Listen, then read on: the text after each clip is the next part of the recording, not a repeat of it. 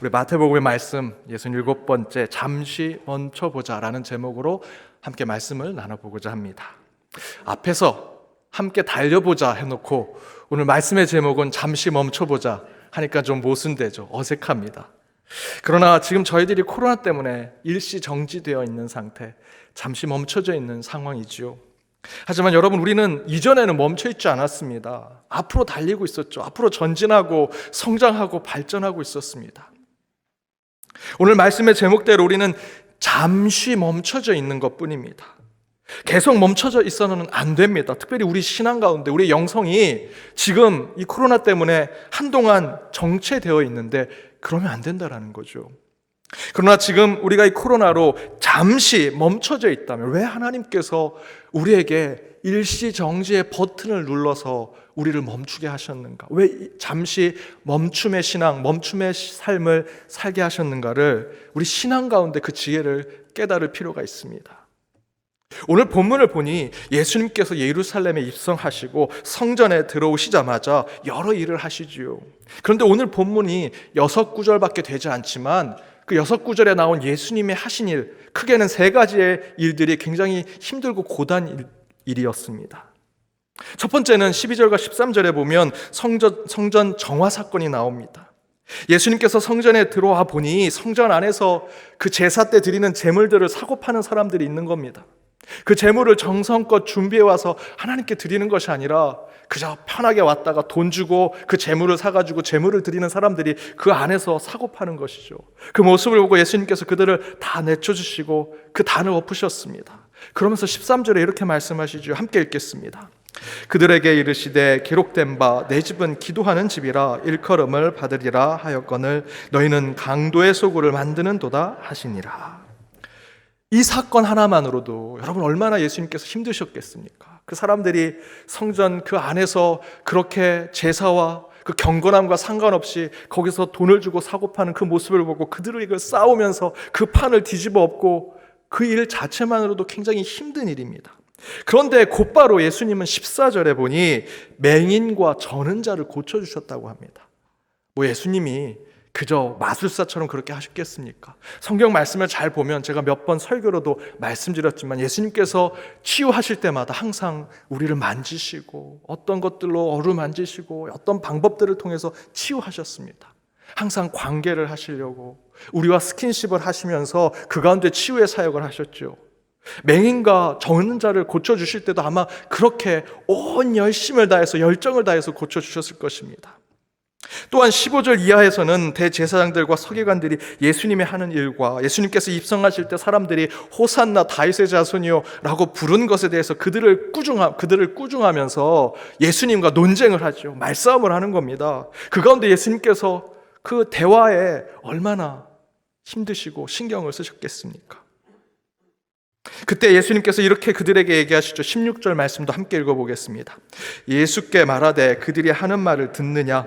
예수께서 이르시되 그렇다. 어린 아기와 젖먹이들의 입에서 나오는 찬미를 온전하게 하셨나이다 함을 너희가 읽어본 일이 없느냐 하시고, 예수님께서 저 멀리 구약의 예언서의 말씀을 가져오시면서 그들과 논쟁하시는 거죠. 그냥 말싸움하신 것이 아닙니다. 예수님은 그야말로 하늘의 말씀을 품고 그들에게 이 예수님의 삶을 다시 한번 변호하시는 겁니다.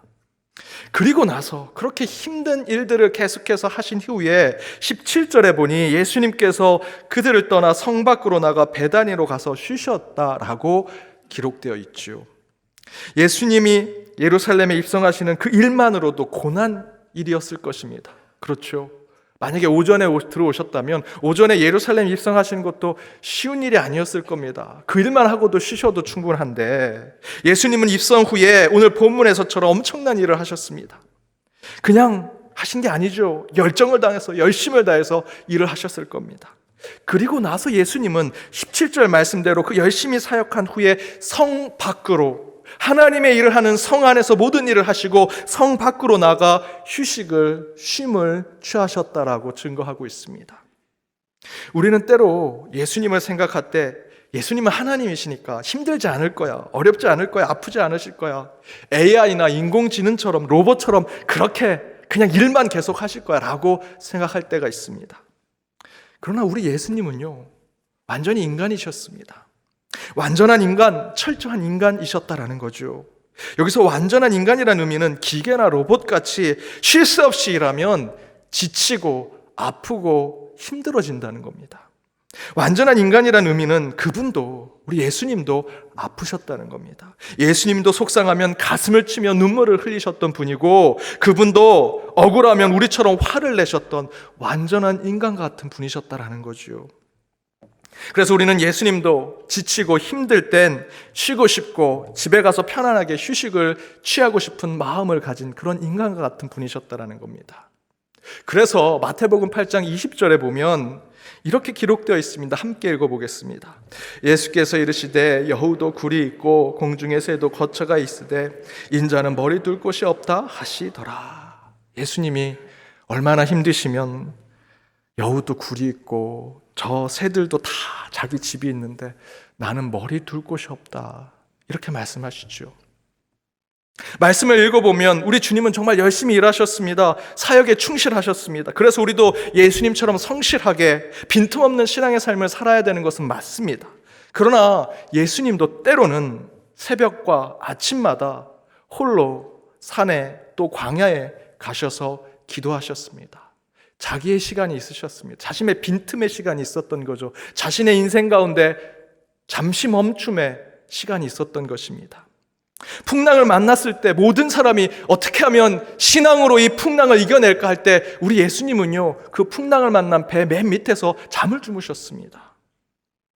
또한 삭개오를 만났을 때 그 만남 이후에 많은 사람들이 기다리고 있었을 텐데, 많은 일들이, 많은 사역들이 기다리고 있었을 텐데 예수님께서 어떻게 하셨습니까? 그 삭개오를 만나 그가 회개하는 모습을 보고 그를 용서하시고 그 집에 들어가 이틀을 유하셨다라고 성경은 증거하고 있습니다. 많은 사람들이 죄인의 친구가 됐다, 예수가 죄인과 함께 잠을 잔다 막 비난했지만 예수님은 아랑곳하지 않으셨습니다. 그와 함께 시간을 같이 가졌습니다. 성경엔 기록되어 있지 않지만 이틀 동안 아마도 예수님은 삭개오와 함께 신앙을 나누면서 재충전의 시간을 가지셨을 겁니다. 그리고 최후의 만찬 때 예수님은 유교에서 제사 드릴 때 생선을 놓으면 동쪽에 머리를 놓고 서쪽에 꼬리를 놓고 이런 것들을 지키면서 그렇게 최후의 만찬 하지 않으셨습니다. 늘 먹는 빵, 늘 먹는 포도주를 제자들과 함께 나누면서 떡을 떼고 포도주를 나누면서 마지막 십자가에 달리기 전 예수님의 전하고 싶은 얘기를 나누는 것이 최후의 만찬이었죠.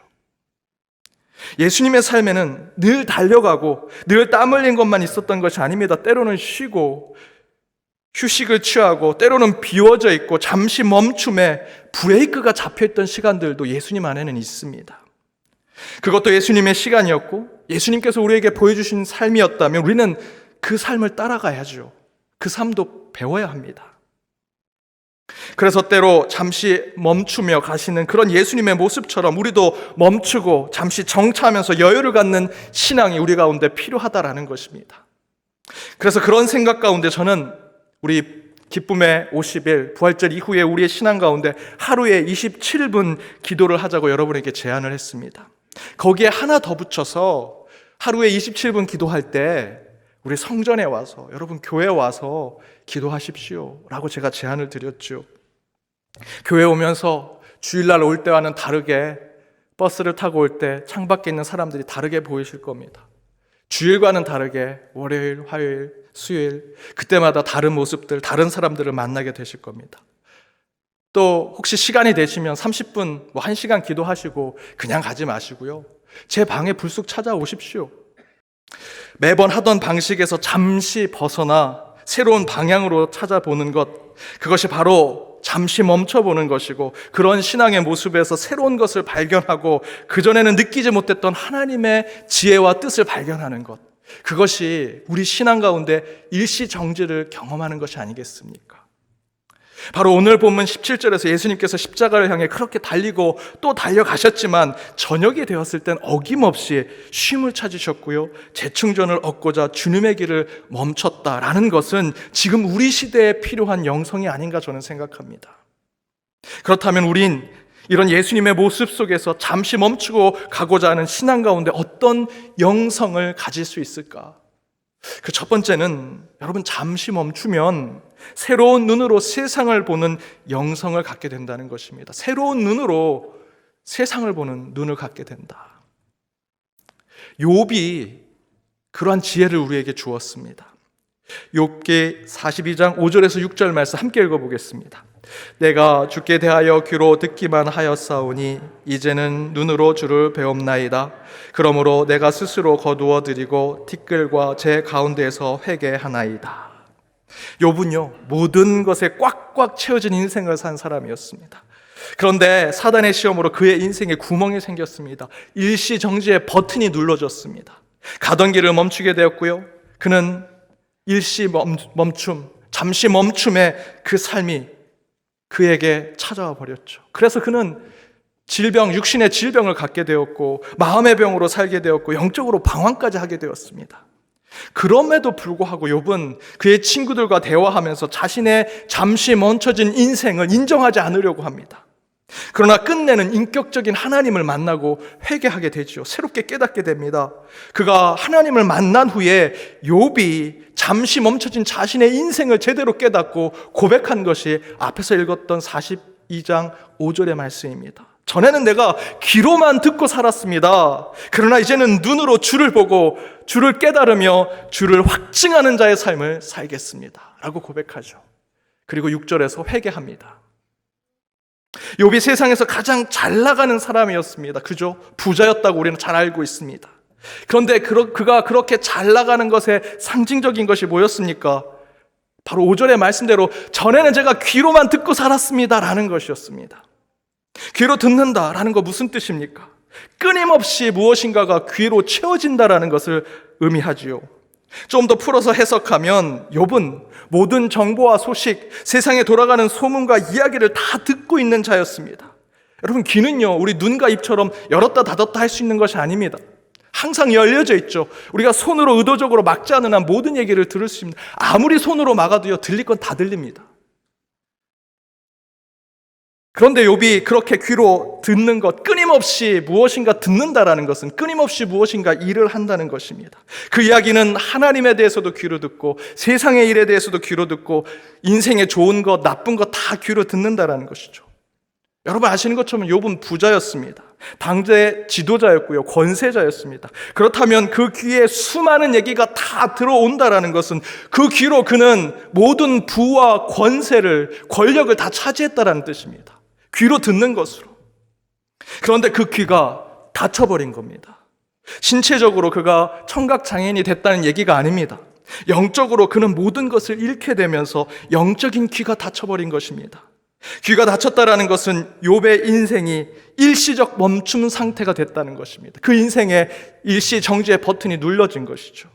그리고 나서 욥이 깨달은 것은 바로 42장 5절의 말씀대로 그동안 내가 귀로만 하나님을 들으려 했습니다. 이웃의 아픔의 소리도 귀로만 들으려고 했습니다. 세상의 문제도 귀로만 들으려고 했습니다 라는 것입니다. 그리고 나서 그것이 아닙니다 라는 것을 깨닫고 그가 이야기한 것이 무엇입니까? 이제 눈으로 주님을 보겠습니다. 눈으로 이웃의 문제를 보겠습니다. 눈으로 세상의 잘못된 것을 보고 그것을 고치고자 하는 하나님의 사람이 되겠습니다 라는 것이 그의 회개의 내용이었죠. 인생 가운데 일시 멈춤의 상태가 되면 우리는 귀가 닫힙니다. 모든 것이 셧다운 되는 거죠. 무너지고 상실되며 가던 길에서 멈춰야만 합니다. 그런데 바로 그때서야 우리는 눈이 띄어진다는 겁니다. 귀가 닫혀지면 그때 무엇인가 새롭게 보기 시작하고요, 귀로 듣는 것을 넘어서 눈으로 보기 시작하더라는 것이죠. 바로 그것이 욥의 고백입니다. 이처럼 저와 여러분도 때로 삶의 일시 멈춤의 상태가 되면 새로운 눈이 띄어질 것입니다. 그동안 너무나 바쁘고 앞만 보고 달려하던 상황 속에서 보지 못했던 것들을 다시 보게 되고요, 그 안에 진정한 삶의 의미와 영적인 가치를 깨닫게 되더라는 것이죠. 우리는 그동안 놓쳤던, 여러분 앞으로만 달리고 앞으로 달릴 땐 사실 보지 못합니다. 그저 듣는 것만 쫓아가는 거죠. 그러나 이제 일시 멈춤이 됐습니다. 귀가 닫혀졌습니다. 그러니 눈이 떼어져서 내 가족의 아픈 가족들의 심령을 보기 시작합니다. 일시 멈춤이 되니 교회 일의 문제들을 보게 되고 교회에 어떤 것이 필요한 것이 이제 눈에 보이기 시작합니다. 또한 이웃의 아픔, 이웃의 그 고통이 눈에 보이기 시작하고, 더 중요한 것은 여러분 일시 멈춤이 되면, 여러분의 귀가 닫히게 되면 눈이 띄어져서 여러분 자아, 특별히 상한 심령의 자아를 보시게 될 겁니다. 어느 집사님이 딸이랑 같이 바깥에서 일을 보고 하루 종일 일을 보고 집에 들어가는데 아내 되신 집사님한테 전화가 왔습니다. 오늘 집에 들어오면 변한 게 있을 테니까 잘 알아맞혀 보세요. 전화를 끊고 이 남편 되신 집사님이 뭘 자꾸 이렇게 바꾸는지, 가구를 또 바꿨는지, 베란다에 화단을 바꿨는지, 아니면 홈쇼핑에서 뭘 샀는지 투덜투덜거리면서 집에 갔습니다. 집에 도착했는데 아내 되신 집사님이 전과 다르게 현관문까지 나와서 마중을 합니다. 웬일이래? 이렇게 마중도 여기서 하고, 그리고 들어가자마자 방문을 열어가면서 뭐 가구 새로 샀나, 홈쇼핑으로 뭐 샀나, 혹시 화단에 뭐를 새롭게 놨나, 아무리 봐도 바뀐 게 없는 겁니다. 뭘 바꾼 거야? 라고 물었습니다. 그러자 아무 말도 하지 아니하고 아내 되신 집사님이 버럭 화를 내며 안방문을 꽝 닫고 방으로 들어가십니다. 그래서 딸에게 물었습니다. 야, 뭘 바꿨니? 딸아, 엄마가 도대체 뭘 바꾼 것 같니? 그랬더니 딸이 딱 한마디 합니다. 등잔 밑이 어둡네. 아빤 엄마 머리 한 거 안 보여? 그때서야 깨닫고 이 집사님이 욥의 회개를 하십니다. 이제는 귀로만 들었지만 이제 눈으로 당신의 바뀐 것을 보겠습니다. 여러분, 귀로만 들어서는 안 됩니다. 눈으로 보고 얘기해 주셔야 됩니다. 저는 등산을 좋아합니다. 산에 올라가는 것을 좋아합니다. 한참 산에 올라갔을 때 어느 순간에 내가 왜 산을 좋아했는지를 알지 못하는 것에 불편했던 적이 있습니다. 그런데 마지막 등산을 하면서 제가 왜 산이 좋은지를 깨달았습니다. 그것이 뭐냐? 정상에 올라갔을 때 더 이상 어디로도 갈 수 없는 일시 멈춤, 잠시 멈춤의 상태가 되죠. 정상 꼭대기에 가면 더 걸어갈 수 없습니다. 거기에 딱 서 있어야 합니다. 그렇게 정상에서 잠시 멈췄을 때 걸음은 멈추지만 사방을 볼 수 있게 되더라라는 것입니다. 다시 풀어서 얘기하면 산에 오를 때는요, 여러분 땅만 보고 가죠. 아무리 높은 곳에 정상 바로 밑에 가더라도 그곳엔 나무가 있습니다. 저 먼 곳에 보이지 않습니다. 땅만 보고 옆에 있는 나무만 보지만 산 꼭대기 정상에 딱 가면 더 이상 걸을 수 없습니다. 멈출 수밖에 없습니다. 일시 정지해야 합니다. 정지하게 되니, 멈추게 되니 사방을 보게 되더라고요. 그러면서 내가 왜 올라오게 되었는지, 그 사방에 있는 상황들을 보면서 내가 살아가는 것이 정말 이 땅에서 아웅다웅 산 꼭대기에서 보면 다 작은 미물처럼 보이는 건데, 그저 그런 것에 아웅다웅 살아가는 이런 모습이 내가 좀 더 마음을 더 넓게 먹어야겠다, 이런 것들을 깨닫게 되더라는 것입니다. 여러분, 멈추면 세상을 보게 됩니다. 멈추면 눈이 띄어지고 보지 못했던 것을 보게 되더라는 것이죠. 사랑하는 여러분, 지금까지 쉼 없이 여러분 달려오셨습니까? 어떤 인생이든 어떤 신앙의 삶이든 혹시 계속 달리고 있다면 이제 좀 잠시 멈춰 보십시오.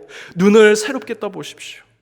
잠시 멈추면 반드시 저와 여러분이 놓치고 있던 것들을 눈으로 보게 될 것입니다. 때론 무심히 지나쳤던 것들을 다시 볼 때 우리는 우리의 영성 가운데, 그 가운데 새롭게 회복될 것을 찾아낼 수 있습니다. 저와 여러분은 지금 이 땅은 코로나 때문에 억지로 일시 정지된 상태입니다. 잠시 멈춤의 상태가 되었죠. 하지만 저는 나쁘게 보지 않습니다. 바로 이때 잠시 멈춤의 상황에서 우리는 주변을 볼 수 있게 되었습니다. 우리 연동교회가 127년 앞만 보고 달렸습니다. 그렇지 않습니까? 그런데 이 코로나로 예배도 제대로 드리지 못하고 우리의 신앙도 제대로 쌓지 못하는 안타까운 상황이지만, 이 가운데 일시 정지돼서 잠시 멈춤의 상황에서 혹시 우리 교회가 보지 못했던 것이 있는가, 놓친 것이 있는가 보게 되더라는 것이죠. 우리의 신앙도 혹시 내가 살피지 못한 내 가족들, 내 구역의 식구들, 내 주변의 이웃들을 다시 눈을 뜨고 보게 되더라는 것입니다. 사랑하는 여러분, 잠시 멈춰졌습니다. 하지만 여러분, 영의 눈을 뜨십시오.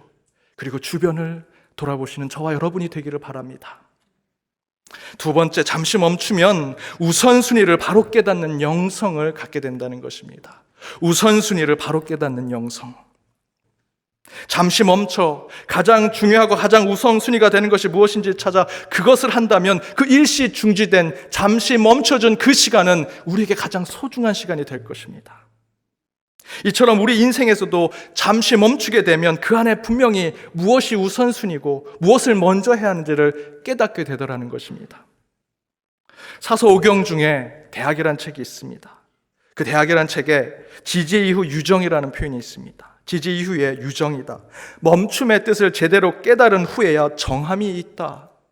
멈춤이라는 것이 무엇인지 깨닫게 되면 잠시 멈추어 그 멈춤의 뜻을 깨닫고 난 후에야 우리가 어떤 길로 가야 할지를 알게 된다는 것입니다. 멈추면 무엇을 해야 되는지 보인다는 것이죠. 동일하게 성경에서도 삼손이 그러한 지혜를 보여줍니다.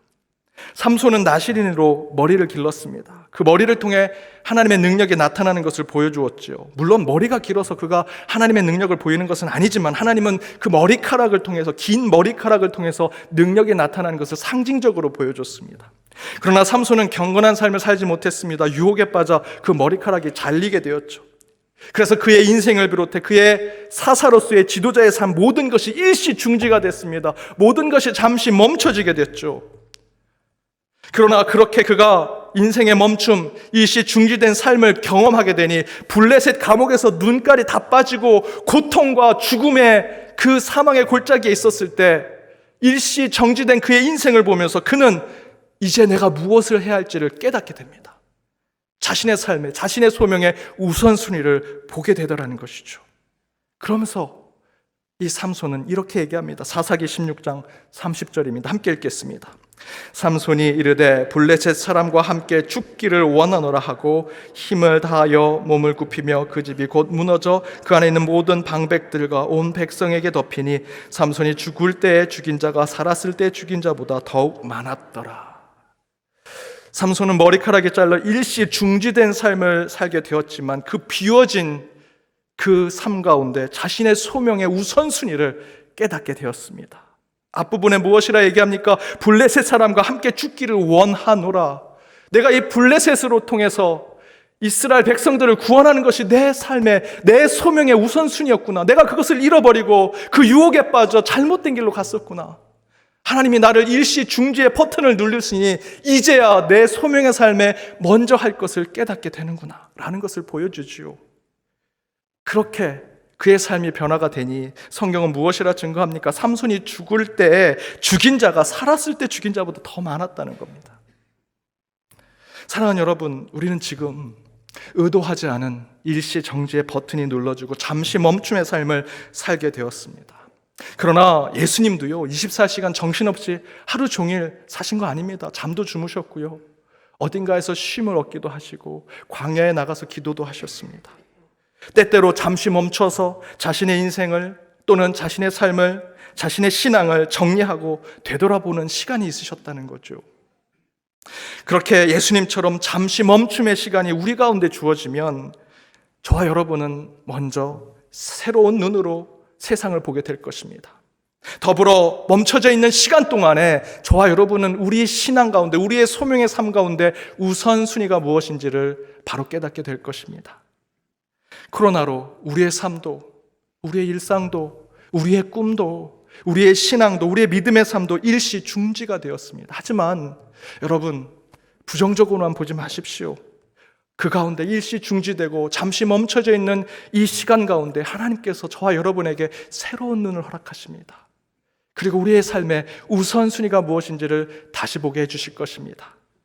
그렇게 코로나 시대 속에서 다시 신앙의 긍정을 발견하는 저와 여러분의 삶이 되기를 주님의 이름으로 축복합니다.